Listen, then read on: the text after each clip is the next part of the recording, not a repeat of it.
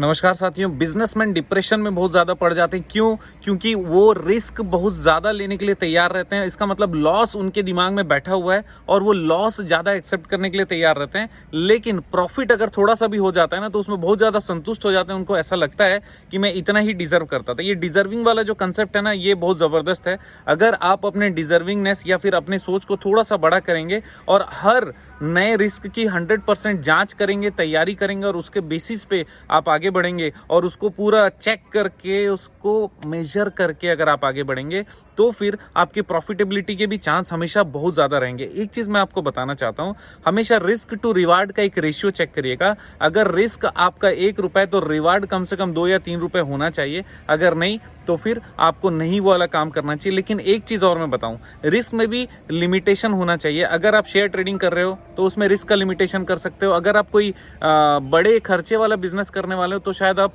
Risk नहीं set कर पाओ। तो बड़े खर्चे वाला बिजनेस में ज्यादा रिसर्च का जरूरत है।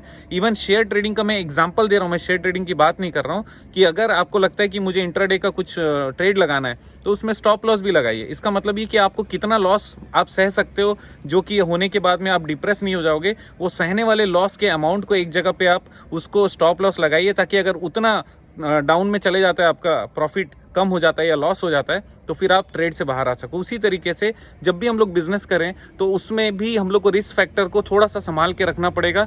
जहां जहां पे हो सके उसको अपने ऊपर में बड़ा इन्वेस्टमेंट के जैसा मत लीजिए। शुरू में अगर हो सके रेंट पे चलाइए, पायलट प्रोजेक्ट चलाइए, और उस पायलट प्रोजेक्ट में अगर आपको लगता है कि ये सही बैठ रहा है तो उसमें जो जो इंप्रूवमेंट पॉसिबल है, इंप्रूवमेंट करने के बाद वापस से उसको फुल स्केल में कंप्लीट डिसीजन को अपना पैसा लगाकर या कहीं से भी अगर आप कैपिटल इन्वेस्टमेंट करते हो तो वो करके आप उसमें आगे बढ़ सकते हो। तो फिर मेरा आज के वीडियो का कंक्लूजन ये है, रिस्क टू रिवार्ड रेशियो हमेशा दुगुना या 3 गुना होना चाहिए।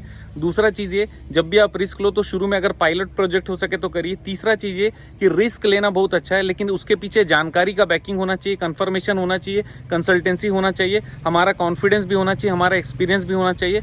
तब जाकर आप काम करिए और उस पर आपको हमेशा जो लॉस होने की संभावना है उसको ज्यादा दिमाग में नहीं रखना। शुरुआत में कैलकुलेशन कर लिए और मान लीजिए कि अगर कभी ऐसा हुआ तो मान लेंगे और उसको दिल पे नहीं लेंगे और हमेशा आगे बढ़ते जाएंगे। दोस्तों, आप जानते हैं मेरा मिशन है हमेशा आप लोगों की मदद करना और समय पर सारी जानकारी देना। तो बनी रहेगा मेरे साथ। आपका दिन जबरदस्त और शुभ हो।